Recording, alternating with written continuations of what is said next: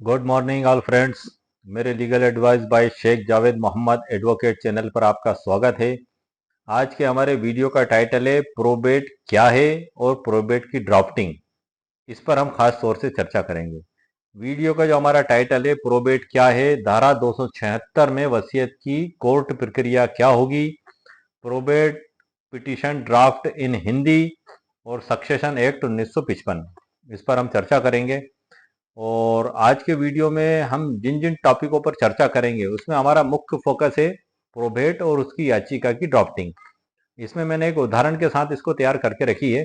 जैसे कि किसी व्यक्ति के पास यदि 30 लाख की संपत्ति है तो उसकी प्रोबेट याचिका किस प्रकार से कोर्ट में तैयार करके पेश की जाएगी, उसमें क्या क्या आवश्यक तत्व हैं जो लिखे जाएंगे, क्या कोर्ट फीस अदा की जाएगी, इस बारे में पूरी डिटेल से मैंने ई बुक के अंदर पूरी डिटेल जानकारी तैयार करके रखी है। और हम वीडियो में आगे जिन टॉपिकों पर चर्चा करेंगे उसमें मुख्य फोकस तो मैंने आपको बता ही दिया, लेकिन उसके अलावा भी जो महत्वपूर्ण टॉपिक इसी से रिलेटेड हैं उन पर हम चर्चा करेंगे। उन्हें ई बुक में मैंने अध्यायों में शामिल किया है, उनको मैं वीडियो के प्रारंभ में ही आपको जानकारी दे देता हूं ताकि आपको पता रहे कि हम वीडियो में आगामी वीडियो में किन किन टॉपिकों पर चर्चा करेंगे। उसमें अध्याय नंबर 1 है परिचय और विधिक पृष्ठभूमि। ये ई बुक का अध्याय नंबर 1 है। ये ई बुक सर बता दूं मैं आपको, ये ई बुक एक पीडीएफ है जो कानूनों का संग्रह है, जो प्रॉब्लम सॉल्यूशन ई बुक के नाम से मेरे द्वारा मेरे वेबसाइट पे तैयार किया जाती हैं ई बुक्स और उसी पे अपलोड की जाती हैं। और इसकी लिंक मैं इसी वीडियो के नीचे डिस्क्रिप्शन बॉक्स में दे दूंगा और ई बुक के अंदर से आपका परिचय भी करा दूंगा ताकि आपको पता चल सके कि आखिर इस ई बुक के अंदर लिखा हुआ क्या है। इसमें अध्याय नंबर 1 में हम वसीयत का अर्थ और प्रोबेट का आशय और महत्व पर चर्चा करेंगे। अध्याय नंबर 2 में है धारा 276 की विस्तृत व्याख्या और अध्याय नंबर 3 में प्रोबेट याचिका का प्रारूप जिसे हम ड्राफ्टिंग भी बोलते हैं। अध्याय 4 में व्यवहारिक उदाहरण, अध्याय 5 में वसीयत को चुनौती और प्रोबेट पर आपत्ति किस प्रकार से की जाएगी। अध्याय नंबर 6 में प्रोबेट नहीं होने की स्थिति में क्या विकल्प होगा, जैसे कि धारा 278 भारतीय उत्तराधिकार अधिनियम 1925 की है, जिसमें यह बताया गया है कि प्रशासन पत्र के लिए अर्जी किस प्रकार से दी जाएगी। इसी प्रकार से इसमें धारा 232, धारा 234 जो भारतीय उत्तराधिकार अधिनियम 1925 की, ये भी महत्वपूर्ण है। धारा 372 जिसमें सक्सेशन सर्टिफिकेट लिया जाता है, ये सभी बड़ी महत्वपूर्ण धारा हैं। इस पे भी हम वीडियो के अंत में संक्षिप्त में चर्चा करेंगे। हमारा मुख्य फोकस जो धारा 276 पर है, हम विशेष तौर पे उसी पे आज कानूनी चर्चा करेंगे। अध्याय नंबर 7 में है इसमें सर महत्वपूर्ण प्रावधान और अध्याय 8 में निष्कर्ष और सुझाव। और इसी प्रकार से जो धाराएं 222 और 227 की प्रोबेट लेने के बाद क्या प्रभाव होगा, इस पर भी हम आगे चर्चा करेंगे। और ये सभी जानकारी सर मैंने आपके लिए ई बुक में तैयार करके रखी है। तो आइए सर बिना देरी करे हम ई बुक की ओर बढ़ते हैं, जहां से मैं आपको सरल उदाहरणों के साथ पूरी डिटेल जानकारी प्रदान करूंगा। Let's go sir. आइए, यह है भारतीय उत्तराधिकार अधिनियम 1925, धारा 276 इसकी जो है। उस पर जाने से पहले मैं आपको दो महत्वपूर्ण धाराओं पर ध्यान दिलाना चाहूंगा कि धारा 222 जो है भारतीय उत्तराधिकार अधिनियम 1925 की, ये इसमें स्पष्ट बताया गया है कि प्रोबेट केवल नियुक्त निष्पादन के लिए ही है। नंबर 1 है इसमें प्रोबेट केवल विल द्वारा नियुक्त निष्पादक को अनुदत्त किया जाएगा। नियुक्ति या तो अभिव्यक्त या आवश्यक विवक्षा द्वारा हो सकेगी। मेरे कई व्यूअर्स का कहना है कि सर हिंदी शब्द समझने में कठिनाई होती है, आप इंग्लिश में भी पढ़ दिया करें, तो मैं इसको इंग्लिश में भी पढ़ देता हूं सर आपको। धारा 222 222 probate only to appointed executor. Probate shall be granted only to an executor appointed by the will। Will के द्वारा जो एग्जीक्यूटर नियुक्त किया जाता है उसे ही प्रोबेट दिया जाएगा। नंबर 2 है the appointment may be expressed और बाय नेसेसरी इम्प्लीकेशन। ये इसकी डेफिनेशन सर मैंने आपको इंग्लिश में भी पढ़ दी। इसमें आगे एग्जाम्पल भी हैं, जिसमें कि सिर्फ एक एग्जाम्पल पढ़ देता हूं मैं आपको।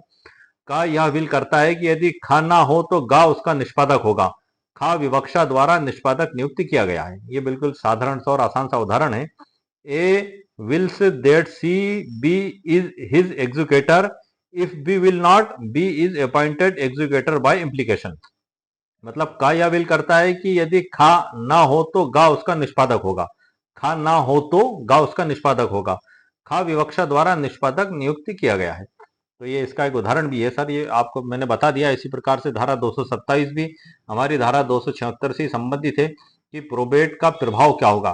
धारा 222 में बताया है जब विल का प्रोबेट अनुदित किया जाता है तो वसीयतकर्ता की मृत्यु से विल को स्थापित करता है और निष्पादक के इस रूप में जो अंतिम कृत्य किए हैं उन्हें वैध बनाता है। ये इसका प्रभाव है कि वो वैध रूप से वसीयत को मान लिया जाता है प्रोबेट मिलने के बाद। इसको अंग्रेजी में जो है धारा 227 पढ़ देता हूँ। Effect of probate. Probate of a will, when granted, establishes the will from the death of the testator and redresses valid all intermediate acts of the executor as such। अब हम आते हैं सर जो हमारी मुख्य धारा है धारा 276 पर। तो ई बुक पर बढ़ने से पहले सर मैं बुक के अंदर से आपको इस डेफिनेशन को पढ़ के बता देता हूँ। बड़ी महत्वपूर्ण डेफिनेशन है। उसके बाद इसको सरल उदाहरणों के साथ, क्योंकि हमारे कई व्यूअर्स का कहना है कि सर कई हिंदी शब्द इतने कठिन होते हैं कि समझ में नहीं आ पाते। आपका कहना बिल्कुल सही है। जैसे कि मैं आपको पढ़ के भी बता देता हूँ। आप जैसे कि आप देख लें, अवशिष्ट वसीयतदार को प्रशासन का अनुदान। तो वास्तव में सर थोड़ा सा समझने में डिफिकल्टी होती है। Grant of administration to universal और रेसिड्यूरी लेगेटीज, ये इसका इंग्लिश में है। तो ये बिल्कुल सही बात है सर, कई शब्द इतने डिफिकल्ट होते हैं। तो इसीलिए मेरे द्वारा सर ये ई बुक तैयार की गई है। इस ई बुक के अंदर उन कठिन शब्दों को भी मैंने आसान शब्दों में तब्दील कर दिया है और आसान उदाहरणों के साथ उसमें मैंने आपके लिए वो समझाया गया है। जो मैं आगे की जानकारी आपको उसमें से दूंगा, लेकिन मैं आपको बुक के अंदर से धारा 276 को पढ़ के जरूर समझाता हूँ सर, क्योंकि इसके अंदर मैं पहले वर्ड टू वर्ड पढ़ के आपको बताऊंगा, समझाऊंगा भी, और उसके बाद फिर जो ई बुक मैंने आप लोगों के लिए तैयार की है उसमें से आगे की जानकारी दूंगा। वो आपकी जो प्रॉब्लम है वो कठिन शब्दों की, वो इसमें इंशाल्लाह दूर आपकी हो जाएगी। और इसकी लिंक भी मैं इसी वीडियो के नीचे डिस्क्रिप्शन बॉक्स में सर दे दूंगा। धारा 276 क्या कहती है? प्रोबेट के लिए अर्जी। प्रोबेट के लिए या विल को उपबद्ध करने प्रशासन पत्र के लिए आवेदन अंग्रेजी में या उस न्यायालय के जिसमें आवेदन किया गया है समक्ष होने वाली कार्यवाहियों में साधारणता प्रयुक्त होने वाली भाषा में सुस्पष्टता लिखित अर्जी द्वारा विल के साथ यह धारा 237, 238 और 239 में वर्णित मामलों में उसकी प्रति, प्रारूप या उसकी विषय वस्तु के कथन को उपबद्ध करते हुए प्रस्तुत किया जाएगा और उसमें निम्नलिखित कथन होंगे। क्या कथन होंगे? ये सर इसको मैंने आसान शब्दों में तैयार करके रखा है, जहां से मैं आपको बताऊंगा। नंबर 1 है, इसमें जो बातें होंगी, वसीयतकर्ता की मृत्यु का समय आपको लिखना होगा। दूसरा है उपबद्ध लेख, उसका अंतिम विल और वसीयत है, यह आपको बताना होगा। तीसरा है कि वह सम्यक रूप से निष्पादित किया गया था, यह भी आपको इसमें बताना होगा।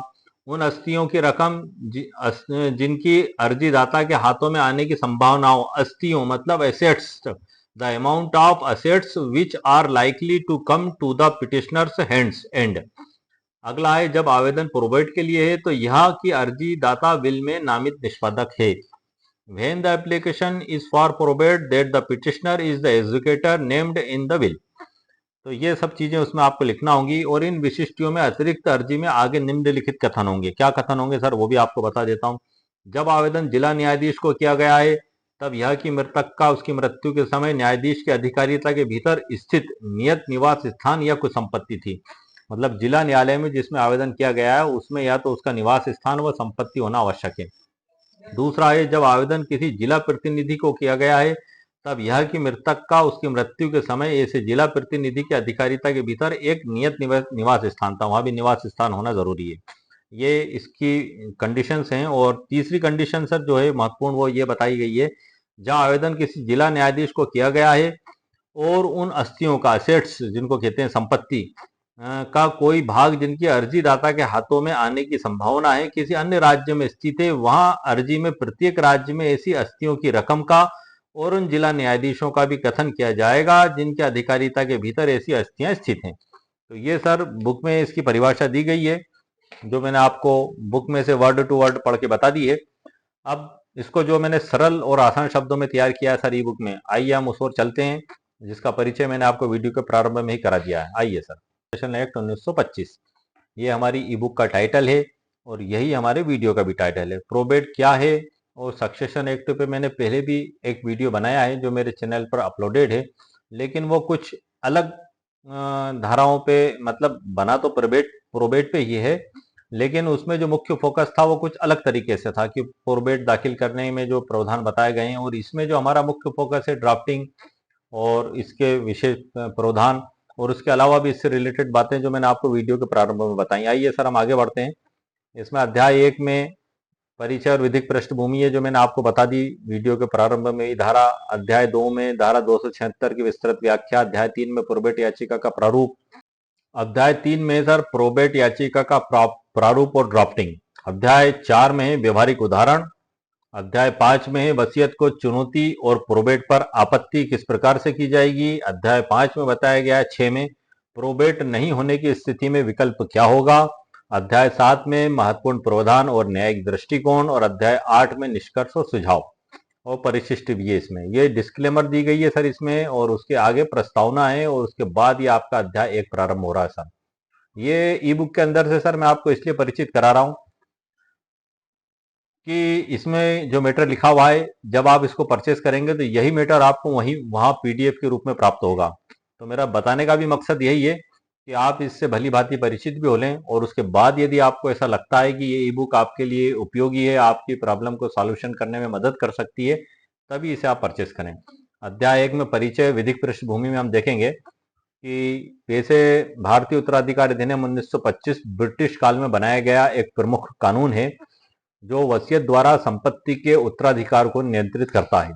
यह अधिनियम 1 जनवरी 1926 से लागू हुआ।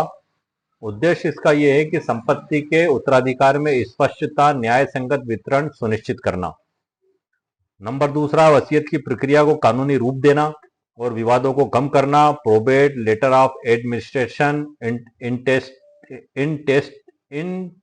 इंटेस्टेट उत्तराधिकार को विनियमित करना। इसकी ऐतिहासिक पृष्ठभूमि जो है, इससे पहले अलग अलग धर्मों के लिए विभिन्न कानून थे। 1925 के इस अधिनियम ने कई पुराने कानूनों को मिलाकर एक ही अधिनियम में एकीकृत कर दिया। ये तो इसका उत्तराधिकार का हो गया सर शॉर्ट में। अब वसीयत क्या है इसको हम समझ लेते हैं। वसीयत के मूल्य और महत्व को समझाने के लिए मैंने वीडियो में अक्सर 2 लाइनें कही हैं कि लिखा है जो कागज पर यह आखिरी फरमान है, इस वसीयत के शब्दों में जिंदगी का अरमान है। लिखा है जो कागज पर यह आखिरी फरमान है, इस वसीयत के शब्दों में जिंदगी का अरमान है। जी हाँ सर, ये जिंदगी का अरमान है और आखिरी फरमान है। आखिरी फरमान मतलब अंतिम इच्छा पत्र, जिसे वसीयत भी कहते हैं। और इसकी आसान शब्दों में जो परिभाषा है, ये भारतीय उत्तराधिकार अधिनियम 1925 की धारा 2H में दी गई है। वसीयत एक ऐसा कानूनी दस्तावेज है जिसमें कोई व्यक्ति यह लिखकर बताता है कि उसकी मृत्यु के बाद उसकी संपत्ति किसे और कैसे दी जाए। ये बिल्कुल सरल आसान शब्दों में इसकी डेफिनेशन है। भारतीय उत्तराधिकार अधिनियम 1925 की धारा 2H के अनुसार वसीयत ऐसा दस्तावेज है जिसके द्वारा कोई व्यक्ति यह तय करता है कि उसकी मृत्यु के पश्चात उसकी संपत्ति का बंटवारा कैसे और किसे किया जाएगा। इसका उद्देश्य क्या है सर, वो भी देख लेते हैं। मृतक की इच्छानुसार संपत्ति का बंटवारा, उत्तराधिकारियों के बीच विवाद से बचाव, निर्बल या विशेष परिजनों को संरक्षण, जैसे विकलांग संतान को कुछ अतिरिक्त देना। इसका एक उदाहरण भी है। राम ने वसीयत बनाई कि उसकी मृत्यु के बाद उसकी जमीन का 50% हिस्सा उसकी पत्नी को और 50% बेटा बेटी में बराबर बांटा जाए। यह वसीयत उसकी मंशा को कानूनी रूप देती है। ये इसका एक उदाहरण हो गया। अब ये तो हो गई सर वसीयत और उसका आशय। अब प्रोबेट का आशय और महत्व क्या है हम ये भी देख लेते हैं, क्योंकि हमारा वीडियो का मुख्य टाइटल प्रोबेट से ही संबंधित है। प्रोबेट का अर्थ है PROBATE, प्रोबेट। ठीक है सर। इसका अर्थ है न्यायालय द्वारा यह घोषित करना कि प्रस्तुत की गई वसीयत सत्य, प्रमाणिक और वैध रूप में निष्पादित है। मतलब कि वसीयत को वैध घोषित करना। जब अदालत के द्वारा उस पर प्रोबेट दे दिया जाता है तो ये मान लिया जाता है कि वसीयत विधि अनुसार निष्पादित की गई थी, और जो वसीयत गृहीता है वो उसमें जो संपत्ति उसे दी गई थी उसे विधि अनुसार प्राप्त करने का अधिकारी होता है। फिर वो उसके आधार पर यदि खेती की जमीन है तो तहसीलदार महोदय के समक्ष आवेदन देकर नामांतरण करवा सकता है। उसके बाद उसको बेचने के भी अधिकार प्राप्त हो जाते हैं। या यदि मकान है तो नगर पालिका में उसका नाम दर्ज करवा सकता है। तो इस प्रकार से उसको तमाम विधिक राइट्स प्राप्त हो जाते हैं। उसके बाद कोई आपत्ति शेष नहीं बचती। यदि बिना प्रोबेट लिए आपने उसको पेश कर दिया और उसमें कोई आपत्ति आ गई तो फिर वहां यही प्रश्न पैदा होगा कि आप इसको अदालत से प्रोबेट के रूप में वैध बनवा के आप लाइए। इसमें हम आगे बढ़ते हैं। यह प्रावधान भारतीय उत्तराधिकार अधिनियम 1925 की धारा 276 में निहित है, 276। ठीक है सर। प्रोबेट क्यों जरूरी है ये भी हम समझ लेते हैं। ये वो आसान शब्द हैं जो मैं आपको पढ़ रहा हूं कि सर इनको समझाने की जरूरत नहीं है। बुक में से मैंने आपको पढ़ के बता दिए, आप खुद समझ सकते हैं कि मेरे कई व्यूअर्स का ये कहना है कि कुछ कठिन शब्द समझ में नहीं आ पाते हैं, तो इसीलिए ई बुक में आसान शब्दों में मेरे द्वारा ये सारी बातें लिख के तैयार की गई हैं। मैं इसीलिए पढ़ रहा हूँ ताकि आपको पढ़ने के बाद वो आसान रूप से समझ में आ सके। अब जैसे कि प्रोबेट क्यों जरूरी है, ये आपको बुक में कहीं नहीं मिलेगा सर, ये ई बुक में ही प्राप्त होगा मेरी, जो एक प्रॉब्लम सॉल्यूशन ई बुक के रूप में मेरे द्वारा आपके लिए तैयार की गई है। और मुझे उम्मीद है कि ये इतने आसान शब्द हैं कि हर व्यक्ति की समझ में आसानी से आ जाते हैं। अब देखें सर, प्रोबेट क्यों जरूरी है। वसीयत को कोर्ट की स्वीकृति मिलने पर उसकी वैधता पर कोई संदेह नहीं रहता, नंबर 1 हो गया। नंबर 2 है संपत्ति के नामांतरण या विक्रय को सहूलियत होती है। कैसे होगी सर, जब अदालत का ही आदेश आप लेके जाएंगे राजस्व न्यायालय में या नगर पालिका के समक्ष, तो फिर सारे विवाद सर वहां समाप्त हो जाते हैं, क्योंकि अदालत ने जिसको वैलिड घोषित कर दिया है। चूंकि कानून के तहत अदालत को ये पूरे अधिकार है कि किसी की विधिक हैसियत को विधि अनुसार घोषित करने के। ये स्पेसिफिक रिलीफ एक्ट 1963 की धारा 34 में भी बताया गया, पूरी लिस्ट दी गई है कि यदि किसी व्यक्ति के पास किसी भी प्रकार के विधिक अधिकार हैं तो वो उनकी घोषणा करवा सकता है, यदि कोई व्यक्ति उसको चुनौती देता है तो। जैसे कि यदि कोई व्यक्ति रजिस्टर्ड विक्रय विलेख के आधार पर किसी संपत्ति का, जमीन, मकान या प्लाट का मालिक है और कोई दूसरा व्यक्ति उसको धमकी देता है कि इसमें मैं कब्जा करूंगा, इसका मैं मालिक हूं, तब ऐसी दशा में वो कोर्ट में स्पेसिफिक रिलीफ एक्ट 1963 की धारा 34 के तहत स्वत्व घोषणा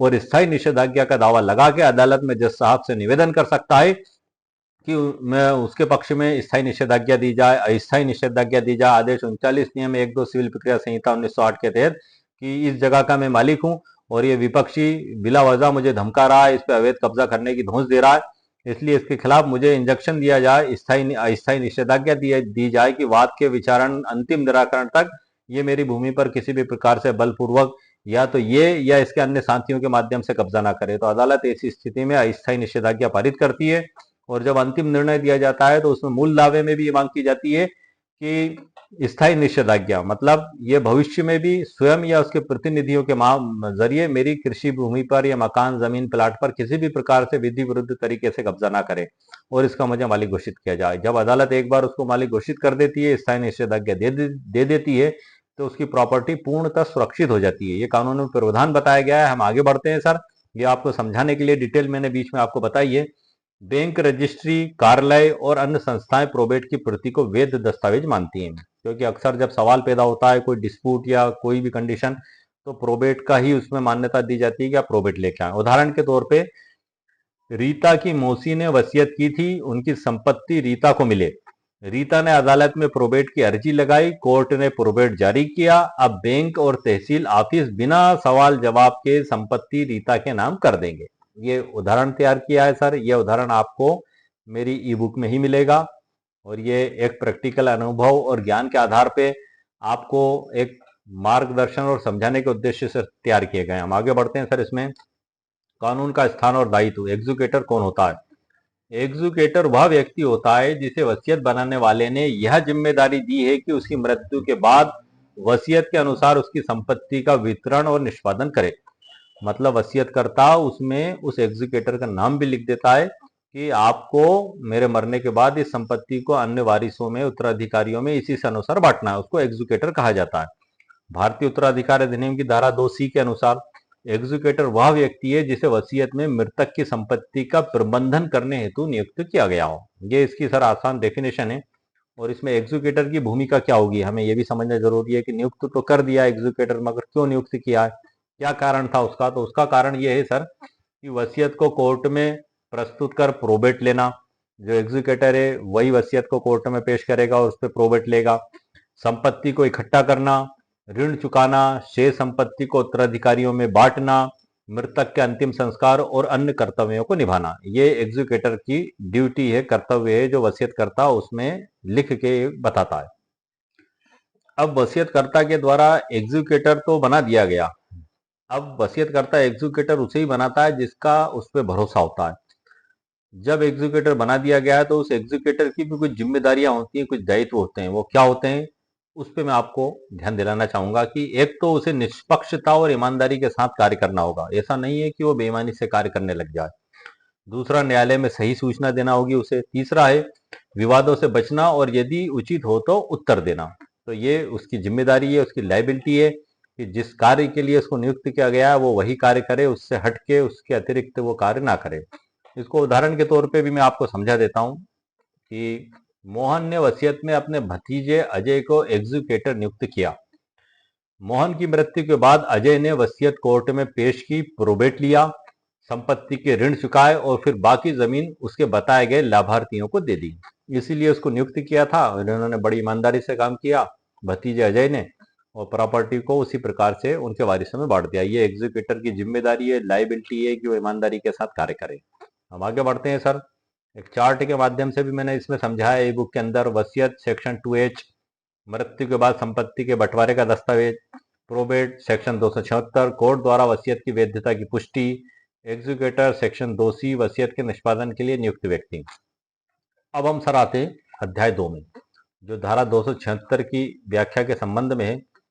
बुक में से तो सर मैंने आपको पूरी डिटेल के साथ पढ़ के बता दी है, अब मैं इसमें भी आपको बता देता हूँ। एप्लीकेशन फॉर प्रोबेट नंबर 1 है, an application for probate shall be made by a petition signed and verified by the applicant and shall be accompanied by the will or a copy thereof.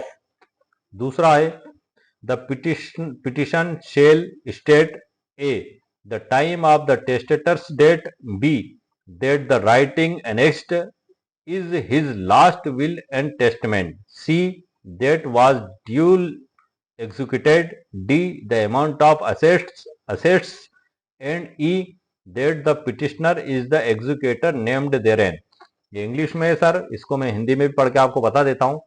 धारा 276 के अनुसार जब कोई व्यक्ति वसीयत के अनुसार प्रोबेट प्राप्त करना चाहता है तो उसे न्यायालय में याचिका यानी पिटीशन दायर करना होती है। यह याचिका निम्नलिखित बातें स्पष्ट रूप से बताती है कि नंबर 1 है, वसीयत करने वाले व्यक्ति की मृत्यु कब हुई, प्रस्तुत की गई वसीयत की अंतिम वसीयत है, वसीयत विधिवत बनाई गई थी, संपत्ति का अनुमानित मूल्य कितना है, याचिका करता ही वसीयत में नामित एग्जीक्यूटर है, ये उसमें आपको बताना होगा।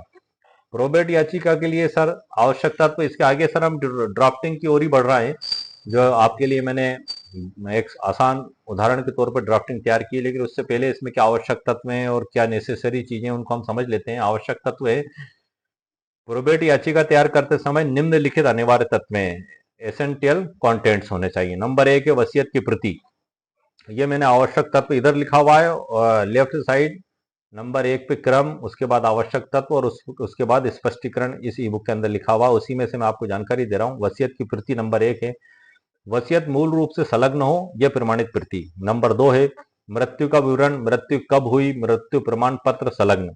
संपत्ति का ब्यौरा बहुत जरूरी है सर, अनुमानित मूल्य के साथ चल अचल संपत्ति का विवरण। नंबर 4 है लाभार्थियों की जानकारी, सभी उत्तराधिकारियों के नाम पते उसमें लिखे जाएंगे सर, छोड़ना किसी को नहीं है उसमें, आप ध्यान रखिएगा। 5वां है नोटरी या गवाह का विवरण, यदि आपने रजिस्ट्रेशन एक्ट 1908 के तहत उसको रजिस्टर्ड करवाया है तो आपको रजिस्टर उसकी कॉपी पेश करना होगी। यदि नोटरी वकील साहब से करवाया है तो नोटरी वकील साहब के द्वारा, आपने करवाया तो उसकी नोटरी वकील साहब के द्वारा जो प्रमाणित किया गया उसकी कॉपी पेश करना होगी। यदि आपकी हस्तलिखित वसीयत है जिसे हम होलोग्राफिक भी कहते हैं तो उसको आपको पेश करना होगी, क्योंकि विल को स्टाम्प ड्यूटी से छूट प्रदान की गई है। यदि आप रजिस्ट्रेशन एक्ट 1908 की धारा 17 के तहत इसको रजिस्टर्ड भी आप करवाते हैं तो वहां पे आपको स्टाम्प ड्यूटी अदा नहीं करना है, सिर्फ पंजीयन शुल्क आपको देना होगा, जो मध्य प्रदेश में वर्तमान में 1000 रुपए नियत किया गया है वर्तमान में। लेकिन आप इसको नोटरी वकील साहब से नोटरी भी करवा सकते हैं और जो है कि इसको हस्तलिखित भी कर सकते हैं। लेकिन इनके क्या मूल्य महत्व होंगे इस पे भी मैंने काफी वीडियो बनाए हैं जो मेरे चैनल पर अपलोडेड हैं, आप डिटेल में उनको देख लेना। क्योंकि रजिस्टर्ड वसीयत आपने करवाई है तो उसमें सबसे बड़ा फायदा ये होता है कि वो गवर्नमेंट के पास रिकॉर्ड में हमेशा उपलब्ध रहती है। यदि आपके पास खो जाए या नष्ट हो जाए तो आप उसकी प्रमाणित कॉपी कभी भी प्राप्त कर सकते हैं। इसी प्रकार से इसमें रजिस्ट्रेशन एक्ट की धारा 17 में यह भी बताया गया है टेस्टेमेंट्री और नॉन टेस्टेमेंट्री दस्तावेज, वसीयती और निर्वसीयती दस्तावेज, इनके बारे में बताया गया है। और उसमें यह भी बताया गया है कि वसीयत एक ऐसा दस्तावेज है जिसका रजिस्ट्रेशन करवाना आवश्यक नहीं है, ये स्वैच्छिक है कि यदि व्यक्ति चाहे तो उसका रजिस्ट्रेशन करवाए और ना चाहे तो ना करवाए, वो सभी कंडीशन में वैलिड मानी जाएगी। लेकिन उसमें जो जरूरी बातें हैं वो साबित करने की जिम्मेदारी उसी की होगी, इसलिए बेहतर होगा कि उसको रजिस्टर्ड ही करवाया जाए। जैसे कि भारतीय उत्तराधिकार अधिनियम 1925 की धारा 59 और 63, कि वसीयतकर्ता का बालिग और स्वस्थ चित्त होना जरूरी है। धारा 63 में 2 गवाह की उपस्थिति आवश्यक है। वसीयतकर्ता उन गवाहों के समक्ष वसीयत पर दस्तखत करेगा और वसीयतकर्ता के जो गवाह हैं वो भी वसीयतकर्ता के समक्ष उस पर दस्तखत करेंगे। और वसीयत में क्या लिखा हुआ है ये वसीयतकर्ता को उन्हें बताना भी होगा, क्योंकि जैसे कि कहावत है कि सर सिकाया पूत कचहरी नहीं चढ़ता, मैंने पिछली वीडियो में बताया था। क्योंकि यदि वसीयत को चुनौती दे दी जाती है और अदालत में मुकदमा पेश कर दिया जाता है, और यदि आपने वसीयत के जो गवाह उनको यही नहीं बताया कि आप किस कागज पर दस्तखत कर रहे हैं, तो कोर्ट में जब वो जज साहब के सामने गवाही देने खड़े होंगे तो वकील साहब कुछ सवालात उनसे पूछेंगे शुरू में, उसके बाद वो सच्चाई बोलना चालू कर देंगे।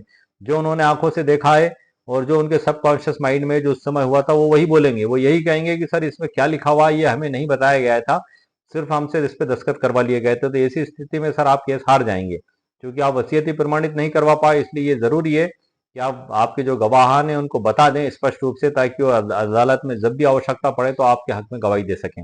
हम आगे बढ़ते हैं सर। इसमें याचिकाकर्ता की शपथ पत्र या घोषित करते हुए कि दी गई जानकारी सत्य है, इसको एक उदाहरण से समझ लेते हैं सर। राम प्रसाद की मृत्यु 2023 में हुई। उन्होंने 2020 में वसीयत बनाई थी जिसमें उन्होंने अपने बेटे को एग्जीक्यूटर नियुक्त किया था। बेटे ने वसीयत के साथ प्रोबेट की याचिका धारा 276 के अंतर्गत कोर्ट में लगाई थी। ये इसका एक उदाहरण है सर। वसीयत की स्थिति पंजीकृत और अपंजीकृत, जो मैंने आपको अभी बता चुका हूं मैं, और अपंजीकृत भी इसमें मैं पढ़ के बता देता हूँ शॉर्ट में। रजिस्ट्रार कार्यालय में दर्ज होती है भारतीय रजिस्ट्रेशन अधिनियम के तहत, और अपंजीकृत वसीयत केवल कागज पर लिखी होती है, रजिस्ट्रेशन नहीं किया जाता, वैध होती है वो भी सर। और महत्वपूर्ण तथ्य हैं इसमें कि भारतीय कानून के अनुसार वसीयत का रजिस्टर्ड होना अनिवार्य नहीं है, लेकिन यदि विवाद की संभावना हो तो पंजीकरण कराना बेहतर होता है। ये इसका एक बेस्ट उदाहरण है। प्रोबेट की जो प्रक्रिया है सर उसको हम समझ लेते हैं। प्रोबेट प्राप्त करने की प्रक्रिया को हम 7 मुख्य चरणों में समझ सकते हैं, जिसमें इसको भी सर मैंने नंबर 1 में चरण, दूसरे में प्रक्रिया और तीसरे में विवरण ई बुक के अंदर मैंने लिखा हुआ है। उसमें नंबर 1 में पढ़ के आपको बताता हूँ। प्रोबेट याचिका दाखिल करना।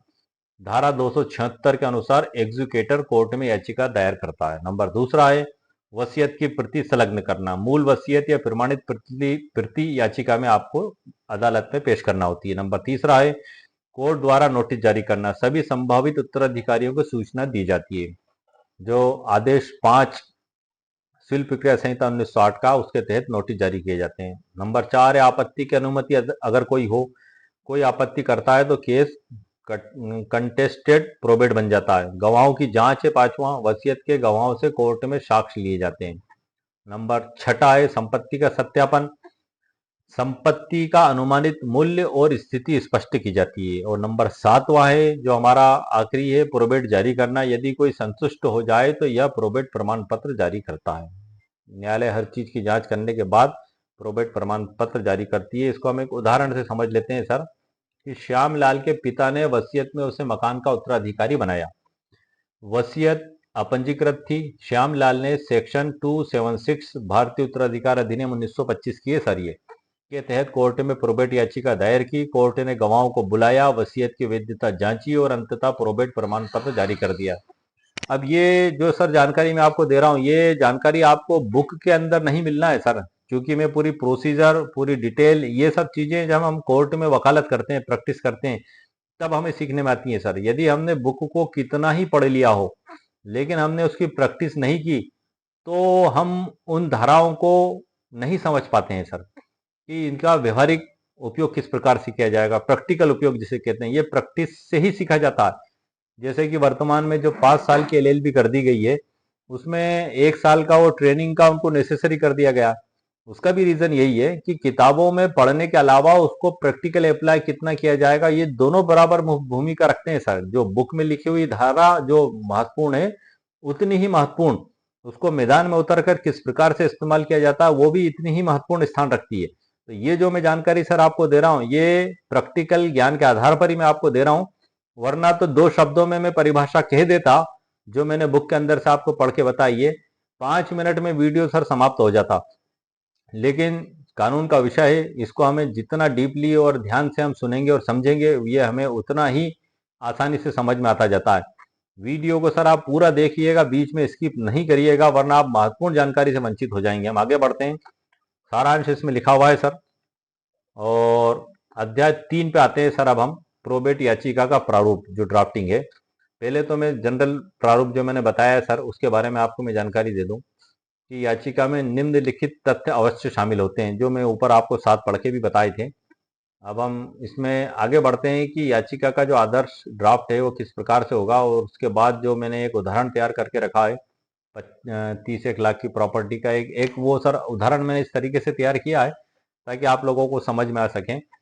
वैसे ऊपर तो लिखा जाएगा न्यायालय का नाम, न्यायालय श्रीमान व्यवहार न्यायाधीश महोदय वर्ग 1 2, जो भी आप सॉरी जिला न्यायाधीश महोदय, और ऊपर न्यायालय का नाम लिखा जाएगा, इधर लेफ्ट में प्रकरण क्रमांक, इधर जो है कि एग्जीक्यूटर का पूरा नाम पता, और बनाम में सारे प्रतिवादियों का नाम पता, और सूची वगैरह भी उसके साथ संपत्तियों की उसका पूरा मूल्यांकन किया जाएगा, सूची अनुसार बना के उसको संलग्न किया जाएगा, जिस और वसीयत की कॉपी पेश की जाएगी। ये सभी दस्तावेज सूची अनुसार पेश किए जाएंगे। क्योंकि आदेश 7 नियम 14 सिविल प्रक्रिया संहिता 1960 में स्पष्ट प्रावधान बताए गए हैं कि वादी यदि कोई दावा आवेदन कोर्ट में पेश करता है तो उसके अनुसार साथ में दस्तावेजों की सूची भी पेश करेगा।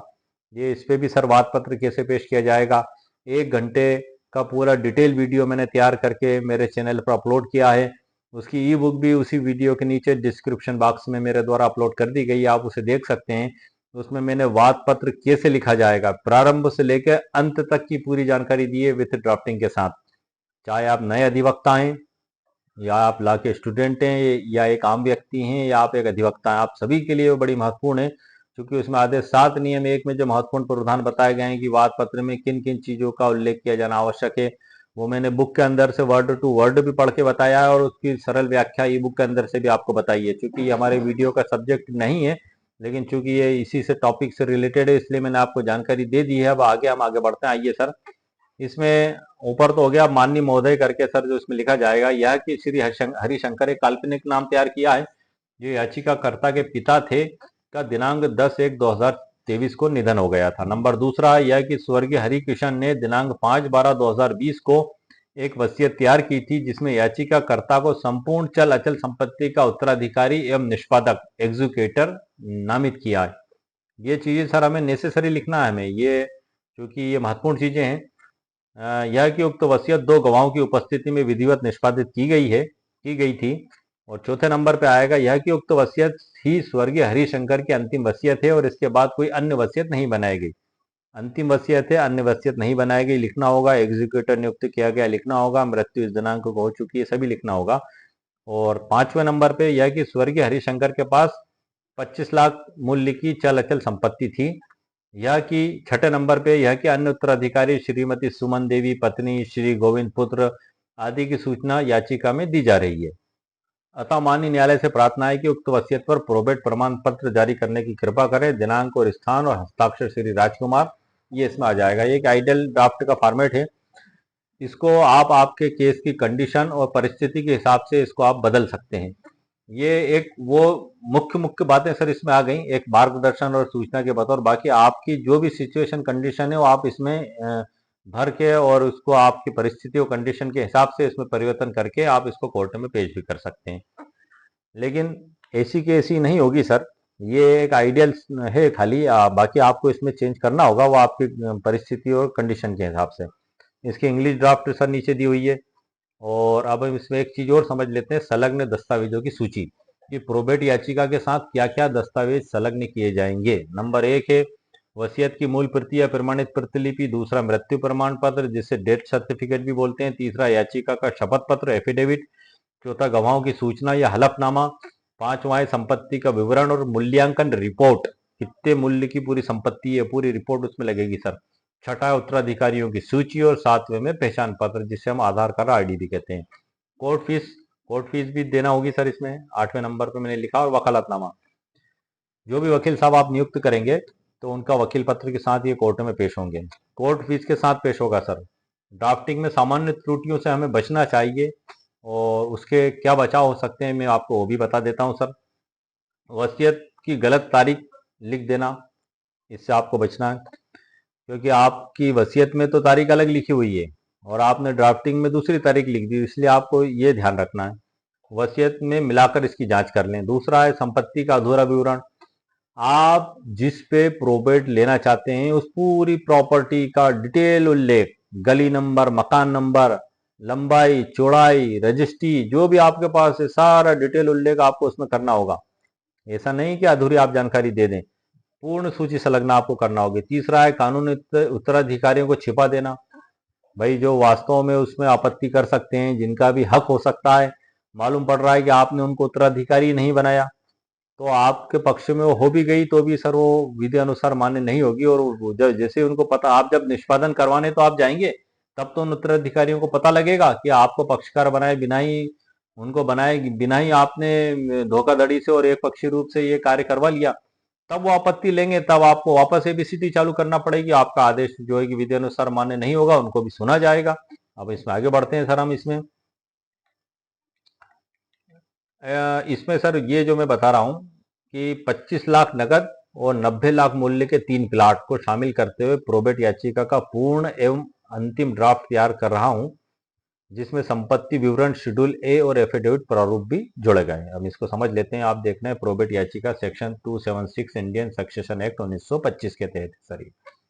ऊपर वही सर कोर्ट का नाम, प्रोबेट में जो आवेदक है, एग्जीक्यूटर है वो, और अनावेदक में तमाम उत्तराधिकारी। अब हम इसमें वो मुख्य पॉइंट समझ लेते हैं, जो मुख्य पॉइंटों का हमें ध्यान रखना होगा। यह कि याचिका प्रार्थी द्वारा मृतक श्री श्रीमती, यह नाम लिखना है सर आपको, की वसीयत दिनांक, यह दिनांक लिखना है, के लिए प्रस्तुत की जा रही है, जिसमें प्रार्थी को निष्पादक मतलब एग्जीक्यूटर नियुक्त किया गया है। नंबर 1 हो गया। नंबर दूसरा है यह कि मृतक की मृत्यु दिनांक, तारीख लिखना है, स्थान लिखना है, पर हुई थी, जो मृतक का अंतिम पता था, पर निवास करते थे, उस क्षेत्र में उसका निवास होना और संपत्ति होना सर आवश्यक है।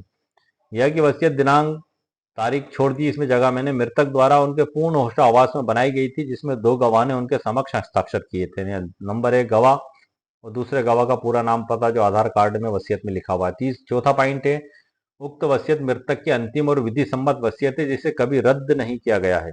नंबर चौथा पांचवा है यह कि मृतक में निम्नलिखित कानूनी उत्तराधिकारी पारिवारिक सदस्य हैं, उनका पूरा ब्यौरा देना होगा सर आपको। उसमें किसी को भी हिडन नहीं करना है, छिपाना नहीं है। नंबर 1 2 करके मैंने इसमें लिख दिया है। सभी ने एनओसी दिया है या आपत्ति नहीं है तो उसका उल्लेख करें। यहाँ आप उसको ड्राफ्टिंग में बढ़ा दें, अगर वो सभी सहमत हैं तो बेहतर है। एफिडेविट भी उनके साथ लगा दें, एनओसी उन्होंने दिया है, और आपत्ति नहीं है तो इसका भी उल्लेख करें। छठा नंबर है मृतक ने लगभग 1,15,00,000 रुपए की संपत्ति छोड़ी है, जिसका विवरण संलग्न अनुसूची में दिया गया। आपको अनुसूची बनाना होगी, उसमें 1,15,00,000 की पूरी प्रॉपर्टी का उल्लेख करना होगा, क्योंकि आपको कोर्ट फीस भी भरना है, बाद मूल्यांकन भी करना है, ये सभी चीजें आपको इसमें तय करना होंगी। इसमें जो शेड्यूल ए है मैंने इसमें बनाया है, इसमें संपत्ति का विवरण में मूवेबल प्रॉपर्टी, जिसमें नगद राशि 25 लाख रुपए दर्शाई है, एक सूची हो गई। बी में इमूवेबल प्रॉपर्टी की सूची बनाई जाएगी, जिसमें प्लाट संख्या 1, प्लाट संख्या 2, प्लाट संख्या 3, इन सबका 30-30 लाख मूल्य उसके आगे लिख दिया गया है।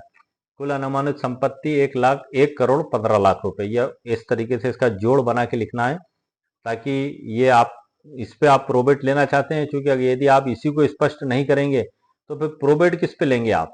भाई आपने प्रॉपर्टी का उल्लेख ही सही नहीं किया तो आपको प्रोबेट किस पे आप प्राप्त करेंगे। आपका प्रोबेट याचिका ही अधूरी मानी जाएगी। यदि आपने कोई संपत्ति छोड़ दी तो छूट गई सर, फिर वो आपको फिर दोबारा आपको प्रोबेट क्या आप उसको पेश करेंगे। इसलिए इस चीज की आप बड़ी सावधानी रखें, संपत्ति का उल्लेख पूरी सावधानी के साथ और सही सही करें। नंबर 7वां है मान्य न्यायालय को इस याचिका पर सुनवाई करने का क्षेत्राधिकार प्राप्त है, क्योंकि मृतक की संपत्ति इसी क्षेत्राधिकार में स्थित है। इसमें प्रार्थना जो लिखी जाएगी सर, प्रेयर, ये मैं इसको हाईलाइट कर देता हूँ येलो से, ये कर दिया मैंने आपके सामने। मान्य न्यायालय से निम्नलिखित प्रार्थना करता है व्यक्ति, क्या है। नंबर 1 है वसीयत दिनांक जो जगह छोड़ी हुई है के अनुसार प्रार्थी को एग्जीक्यूटर नियुक्त करते हुए प्रोबेट जारी किया जाए। नंबर दूसरा है प्रार्थी को मृतक की संपत्ति का विधि पूर्वक प्रबंधन करने की अनुमति दी जाए। और नंबर तीसरा है कोई अन्य आदेश निर्देश जो इस न्यायालय को न्यायोचित प्रतीत हो पारित किया जाए। ये सर इसकी ड्राफ्टिंग हो गई, कंप्लीट मुकम्मल जानकारी मैंने आपको दे दी है। अंत में दिनांक लिखा जाएगा, और जैसे हम सत्यापन करते हैं वैसे सत्यापन, इसमें मैंने सत्यापन नहीं किया, लेकिन प्लीडिंग में सत्यापन जनरली किया जाता है, तो आप इसमें इसका सत्यापन भी आप करें। मैं इसमें सिर्फ सत्यापन का कॉलम करके लिख देता हूँ।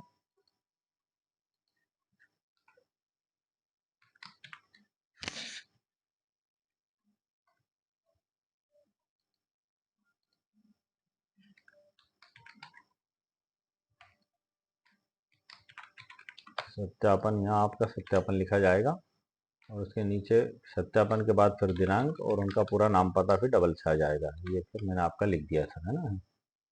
और इधर आपका आ जाएगा, इनके हस्ताक्षर आ जाएंगे लास्ट में राइट साइड। ये लाइन खींच दी, इसके नीचे आप पूरा नाम पता भी आप लिख दें। इसका जो एफिडेविट साथ में लगेगा सर, उसका प्रारूप भी आप देख लें।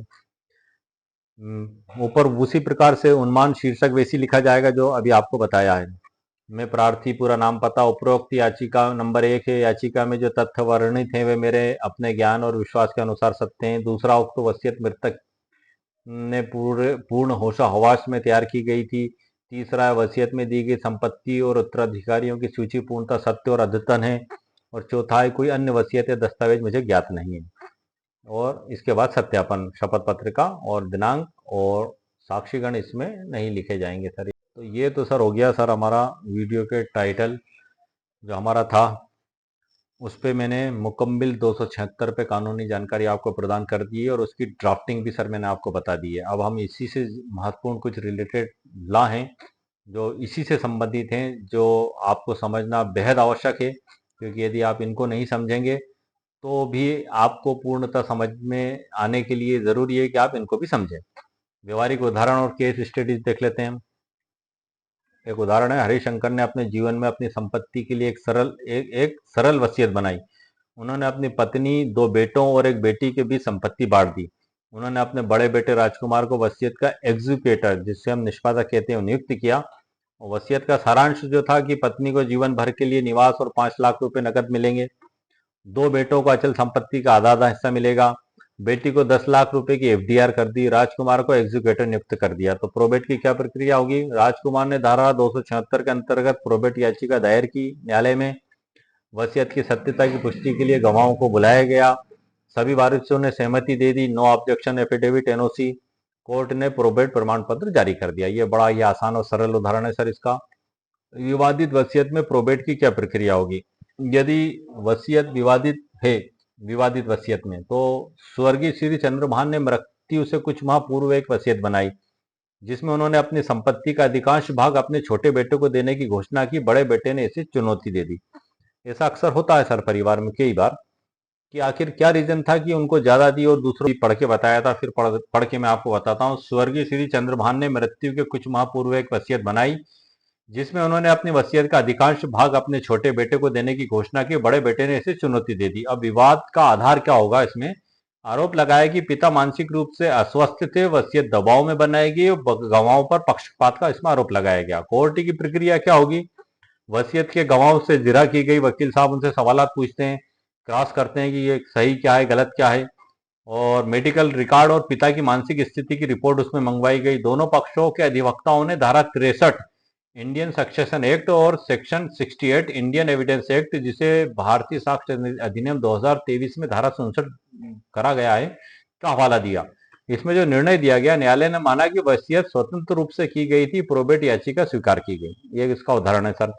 अदालत में दिए गए तर्क और न्यायाधीश की दृष्टि इसमें बताई गई। न्यायाधीश किन बातों पर ध्यान देगा सर? थोड़ा सा हम इसको समझ लेते हैं कि जज साहब जो मुख्य फोकस रहता है उसमें नंबर 1 वसीयत की तिथि और मृतक की मानसिक स्थिति। नंबर 2 है गवाहों की गवाही, क्या निष्पक्ष और स्वतंत्र रूप से वसीयत पर हस्ताक्षर हुए। नंबर 3 है, क्या वसीयत का असामान्य बंटवारा हुआ है। नंबर 4 है, क्या किसी उत्तराधिकारी को पूरी तरह वंचित किया गया, यदि हाँ तो क्यों। ये मुख्य बातों पर न्यायाधीश महोदय के द्वारा विचार किया जाता है।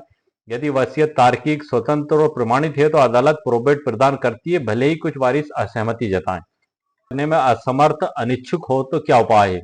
धारा 226 से 276 ये ध्यान देने योग्य है। इसमें धारा 222 में बताया गया है कि probate only to appointed executor. यह धारा कहती है कि प्रोबेट केवल उस व्यक्ति को दिया जा सकता है जिसे वसीयतकर्ता टेस्टेटर ने एग्जीक्यूटर नियुक्त किया हो। यदि कोई एग्जीक्यूटर नियुक्त नहीं किया गया है या वह उपलब्ध नहीं है, जैसे कि मृत थे, अनुपस्थित थे या स्वीकृत हो चुका है, तो प्रोबेट नहीं दिया जा सकता, बल्कि फिर सेक्शन 232 लागू होती है, जिसके अंतर्गत letter of administration with will annexed, will के साथ प्रशासक उसमें दिए जाने का प्रावधान बताया गया है।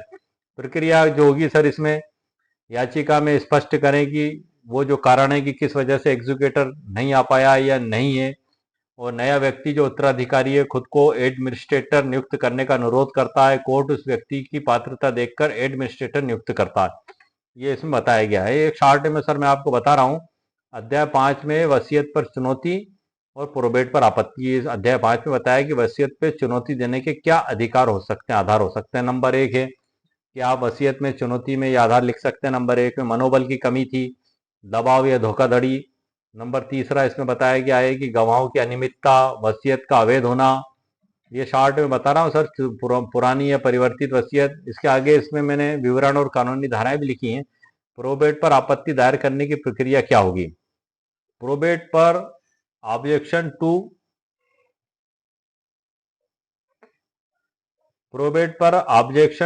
प्रोबेट दायर करने के लिए जरूरी कदम है। नंबर 1 समय सीमा, दूसरा आपत्ति का स्पष्ट कारण करना, नंबर तीसरा फॉर्म और प्रारूप, और 4 साक्ष्य और दस्तावेज, पांचवें में कोर्ट और सुनवाई। इनकी पूरी डिटेल मैंने सर इसमें लिखी हुई है ई बुक के अंदर। मैं एक की शार्ट में पढ़ देता हूं सर आपको। समय सीमा, प्रोबेट याचिका दायर होने के बाद आमतौर पर 6 सप्ताह के भीतर आपत्ति दर्ज की जा सकती है। यह समय सीमा प्रांतीय न्यायालय के नियमों पर भी निर्भर हो सकती है। ये आपत्ति का कारण स्पष्ट आपको लिखना होगा। ये सभी बातें सर हैं, मैं आपको अब संक्षिप्त में बता रहा हूँ सर। इसमें धाराएं 59, 62, 63, 276, 101 एविडेंस। अंत में इस बताया गया प्रोबेट नहीं होने की स्थिति में विकल्प क्या होगा। ये थोड़ा सा सर महत्वपूर्ण पॉइंट है हमारा। लेटर ऑफ एडमिनिस्ट्रेशन प्रक्रिया और धारा 278। लेटर ऑफ एडमिनिस्ट्रेशन क्या है? जब किसी व्यक्ति ने वसीयत नहीं बनाई होती है या प्रोबेट याचिका स्वीकार नहीं होती है, तब संपत्ति के प्रबंधन और वितरण के लिए न्यायालय लेटर ऑफ एडमिनिस्ट्रेशन जारी करता है। यह एक अधिकार पत्र होता है जो संपत्ति के एडमिनिस्ट्रेटर को दिया जाता है ताकि वह संपत्ति का प्रबंधन और वितरण कर सके। कानूनी प्रावधान धारा 278 सर इसमें लागू होती है। प्रार्थना पत्र का दाखिल करना, परिचय पत्र, दस्तावेज, इसमें जो प्रक्रिया होगी उसमें मैं संक्षिप्त में पढ़ के बता रहा हूँ सर आपको। परिचय पत्र, दस्तावेज, कोर्ट की जांच, एडमिनिस्ट्रेटर का दायित्व। एक सरल उदाहरण देख लेते हैं सर इसको। मान लीजिए राम ने वसीयत नहीं बनाई और उसकी मृत्यु हो गई। उसकी संपत्ति को उसके पत्नी सीता और बच्चों में बांटना है। चूंकि वसीयत नहीं है, सीता ने कोर्ट से लेटर ऑफ एडमिनिस्ट्रेशन का आवेदन करती है ताकि वह संपत्ति का प्रबंधन कर सके। कोर्ट आवेदन स्वीकार कर लेटर ऑफ एडमिनिस्ट्रेशन जारी करती है। धारा 372 सक्सेशन सर्टिफिकेट भी इसमें लिया जा सकता है। दोनों में बड़ा ही सूक्ष्म अंतर है। जैसे कि धारा 278 प्रेसिडेंसी टाउन्स जो होते हैं, जैसे कोलकाता, मुंबई, मद्रास, ये इनमें धारा 278 का उपयोग अधिकांशतः किया जाता है और अन्य जगहों पर भी इसका इस्तेमाल किया जाता है। और धारा 372 के तहत सक्सेशन सर्टिफिकेट लिए जाने की प्रक्रिया के बारे में भी बताया गया, वो भी इसमें लिया जाता है। बिना प्रोबेट के वसीयत लागू करने से खतरे, वही विवादास्पद स्थिति बनेगी सर, आपको दोबारा कोर्ट में आना होगा। उदाहरण भी है सर इसका।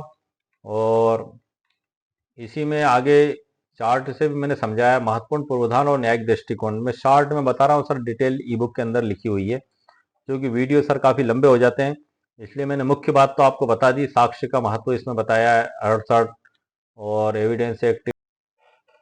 अध्याय 8 में सर निष्कर्ष और सुझाव पे थोड़ी चर्चा कर लेते हैं कि वसीयत लेखन के दौरान क्या सतर्कताएं हमें बरतनी चाहिए। मुख्य बातों में स्पष्टता और सटीकता हो, गवाहों का होना जरूरी है, पंजीकरण और नोटरी दोनों में से एक। अगला है भरोसेमंद एग्जीक्यूटर चुने और अपडेट रखें। जीवन में बदलाव आने पर वसीयत को अपडेट करते रहें। ये उसका उदाहरण है। यदि किसी ने अपनी संपत्ति का वितरण सिर्फ मौखिक रूप में बताया तो बाद में विवाद हो सकता है। लिखित और कानूनी रूप से प्रमाणित वसीयत ही सर्वोत्तम होती है। वसीयत कितने प्रकार की लिखी जा सकती है? होलोग्राफिक, नोटराइज्ड और पंजीकृत। इस पे मैं डिटेल वीडियो मेरे चैनल पर बना चुका हूं जो अपलोडेड है, आप उसे देख सकते हैं। निष्पादक की भूमिका का निर्वहन इसमें बताया गया है। विधिक सलाह का महत्व ये बताया गया। उदाहरण है प्रोबेट की प्रक्रिया को सरल बनाया जाए, ये सारी जानकारी इसमें दी गई है। और अध्याय 8 में सर परिशिष्ट में और दोबारा इसमें मैंने अंग्रेजी में शॉर्ट में ये प्रारूप दिया गया और अंत में इसका समापन है सर। और ये आप देख रहे हैं, ये ई बुक का समापन है। इसके अंदर ही से मैंने आपको पूरी जानकारी दी है और इसको प्रारंभ में मैं लेके आता हूँ आपको। आप देख रहे हैं ये ऊपर, ये इसका फ्रंट पेज है ई बुक का, जो इसमें आपको स्पष्ट दिखाई दे रहा है। प्रोबेट क्या है? धारा 276 में वसीयत की कोर्ट प्रक्रिया, प्रोबेट पिटीशन ड्राफ्ट इन हिंदी, सक्सेशन एक्ट 1925। तो ये जो वसीयत की जो मैंने आपको जानकारी दी है सर, ये ई बुक के अंदर से जानकारी देने का मेरा मकसद यही है कि आप इसको वीडियो में साथ ही भली भांति परिचित भी हो लें। इसकी 199 रुपीज़, मात्र 199 रुपये कीमत मेरे द्वारा रखी गई है। आपको यदि ये आपके लिए उपयोगी और आवश्यक महसूस होती है तो आप इसको परचेस कर सकते हैं। मेरे कई व्यूअर्स ने मुझसे कहा है कि सर आप जो भी वीडियो बनाएं उसका पीडीएफ जरूर बनाएं। तो ये पीडीएफ ही है जिसे मैंने व्यवस्थित रूप से आपके लिए तैयार किया है, और ये इसको आप नोट्स के लें, पीडीएफ के लें या ई बुक के लें, ये आपके निजी उपयोग के लिए है, एक मार्गदर्शन और सूचना के लिए। अंधेरे से उजाले की ओर ले जाने का मेरा एक प्रयास है, आपकी प्रॉब्लम को सॉल्यूशन करने की कोशिश है। क्योंकि वीडियो में ये बात अगर कहती जाए और बाद में वो कई बार लिखित रूप में प्राप्त अगर हो जाती है तो उससे आपको और भी मजबूती होती है। आप जब भी मेरी ई बुक यदि परचेस करें तो उसके साथ वीडियो को सर ज़रूर देखें, क्योंकि वीडियो में मेरे द्वारा बड़ी महत्वपूर्ण जानकारियां बीच में दी जाती हैं, जिससे आपको और आसानी होगी उसको पूरा एक्सप्लेन को समझने में, वीडियो को समझने के बाद। और जो जानकारी मेरे द्वारा वीडियो में दी गई है वही लगभग लगभग मैंने सभी इसके अंदर लिखी हुई हैं। मैं आपको कुछ धाराएं और बता देता हूं सर, कि भारतीय उत्तराधिकार अधिनियम 1925 की धारा 222 प्रोबेट केवल नियुक्त एग्जीक्यूटर के लिए ही है। धारा 227 प्रोबेट का प्रभाव क्या होगा, कि यदि प्रोबेट दे दिया गया है तो उसका ये प्रभाव होगा कि ये माना जाएगा कि वसीयत विधि अनुसार सही लिखी गई है। कोई भी वाद विवाद है उसको समाप्त माना जाएगा। जो भी है वो आपत्ति उसमें हो जाती है, यदि वो व्यक्ति करता है, अदालत उसको सुनती है और उसके बाद उस पर डिसीजन देती है, तो ये प्रोबेट बनने के बाद वो प्रभावशील हो जाती है वसीयत। और वसीयत में जो बातें, जो संपत्ति जिसको दी जानी होती है उसको दी जाने का उसमें ये विधि अनुसार माना जाता है। इसी प्रकार से धारा 278 में प्रशासन पत्र के लिए अर्जी के बारे में बताया गया है। धारा 372 में उत्तराधिकार प्रमाण पत्र का उल्लेख किया गया है कि सक्सेशन सर्टिफिकेट उसके उत्तराधिकारी किस प्रकार से ले सकते हैं। धारा 232 में सर्वस्व या अवशिष्ट वसीयतदार को प्रशासन का अनुदान। ये धारा 234 में जहां निष्पादक अवशिष्ट वसीयतदार या ऐसे वसीयतदार का प्रतिनिधि नहीं है वहां प्रशासन पत्र का दिया जाना। तो ये सभी इसी से रिलेटेड महत्वपूर्ण धारा हैं। अब इनका मैं सर बाद में फिर अलग वीडियो बनाऊंगा। और जो कठिन शब्द हैं जैसे इसमें अवशिष्ट वसीयतदार और ऐसे कुछ और भी शब्द हैं, तो ये सर जो मैं ई बुक इसलिए बनाता हूँ क्योंकि ई बुक में मैं इन सभी शब्दों को सरल और आसान भाषा में एक्सप्लेन कर देता हूँ, कि आप जब भी उसको सुने, तो आप जब भी उसको पढ़ें तो पढ़ने के बाद आपको आसानी के साथ वो चीज़ समझ में आ जाए। ये उदाहरण भी मैं इसमें इसलिए रखता हूँ सर, सरल उदाहरण, ताकि उसको पढ़ने के बाद यदि आपको कुछ भी डाउट रहता है तो वो भी क्लियर हो जाए। और डेफिनेशन भी इतनी सरल भाषा में मैंने इस ई बुक के अंदर तैयार की है जिसको आपको बड़ी आसान तरीके से वो समझ में आ जाती है।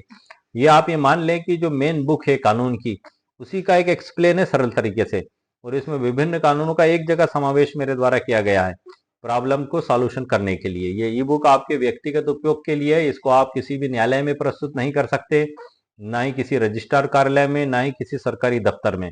ये सिर्फ एक नोट्स है जो आपके व्यक्तिगत उपयोग के लिए है, जिससे आपको ये मार्गदर्शन और सूचना प्राप्त हो जाती है कि अब हमें इस परिस्थिति में आगे क्या किया जा सकता है।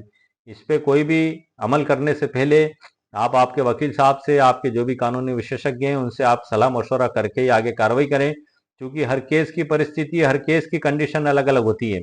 तो उसको इसको किस प्रकार से उस अलग अलग कंडीशन में अप्लाई किया जाएगा, ये आपके वकील साहब के द्वारा आपको जानकारी दी जाएगी।